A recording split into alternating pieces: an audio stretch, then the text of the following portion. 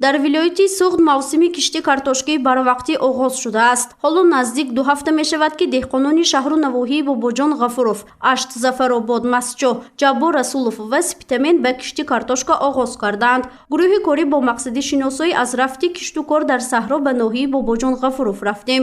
деҳқонзан Гулчеҳра Амакҷонова аз мавсими кишти имсолаи картошкаи барвақтӣ изҳори нигаронӣ мекунад. вай мегӯяд ки деҳқонон барои кишт соли ҷорӣ 10-15 рӯз дер карданд. сабаб сармоҳои пайдарпайи имсол аст. акнун бино ба гуфтии ӯ ҷамъоварии ҳосил ҳам назар ба соли гузашта дертар мешавад.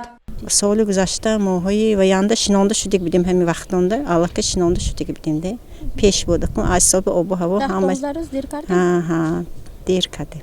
ин одамо яхелот ях кард. хони гарм бимонда ина ҷои гарм бимонда алов када савзондем. хони хунук бимондагоҳ мани падвал ба замин кам бимондагоҳ ях кард. ин ба фақат гармӣ дакот. оилаи Амакҷоновҳо 8 сол мешавад ки ба кишти картошка машғуланд. онҳо ҳамасола дар майдони 60 сотиқ замин картошка мекоранд ки барои ин қариб 1 тонна тухмӣ сарф мешавад. баъди кишт 2-3 маротиба заминро нарм мекунанд, дору мепошанд ва баъдан то пухта расидани ҳосил 5-6 маротиба об медиҳанд. бино ба гуфтаи деҳқонзан Гулчеҳра Амакҷонова дар умум аз 60 сотиқ замини кишт наздики 3 тонна ҳосил ба даст меоранд.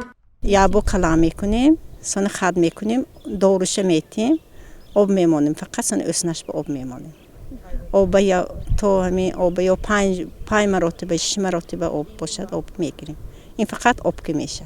ҳамин ҳосилнокиш об кадем. дар ҳамин ҳол аз сараёсии кишоварзии вилояти Суғд иттилоъ доданд ки кишти картошкаи барвақтӣ аз санаи 20 феврали соли ҷорӣ оғоз шуда то имрӯз дар майдони беш аз 200 гектар кишт карда шудааст. ҳамарӯза деҳқонони шаҳру навоҳии вилоят тахмин 60-65 гектар кишти картошкаро ба роҳ монда истоданд. бино ба иттилоъи идораи кишоварзӣ дар умум соли ҷорӣ тибқи нақша дар майдонҳои кишти вилоят 1206 гектар кишти картошкаи барвақтӣ ба роҳ монда мешавад.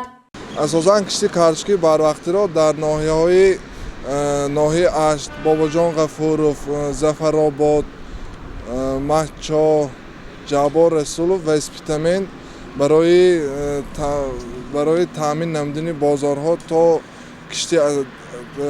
ки кишти асосии ҳосилаш тайёр шуда наша, асосан кишти картошкаи барвақтӣ дар ҳамин ноҳияҳо нақша мондагӣ барои мусоидат кардан ба нархи бозорҳо.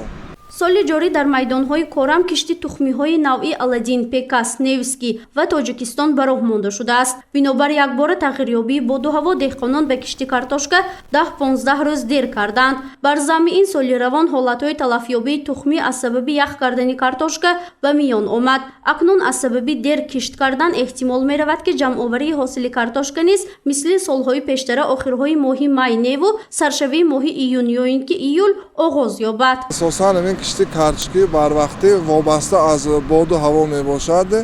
ҳамин кишти картошкаи барвақтиро вобаста ба минтақаҳои ноҳия аз 20 феврал сар карда то ҳамин 15-20 марта идома меёбад. агар ки боду ҳаво мусоид биёд аз сари моҳи феврал кишти картошкаи барвақтиро кишт кардан мумкин мебошад. бино ба иттилои масъулини сараёсии кишоварзии вилоят кишти асосии картошка шурӯъ аз моҳи апрел оғоз мешавад. соли ҷорӣ тибқи нақша бояд дар майдони 18500 гектар кишти асосии картошка ба роҳ монда шавад ки он моҳҳои август-сентябр пухта мерасад. гузориши Фарзона Шамсиева, Насим Раҳимов барои барномаи иттилоотии Хабар.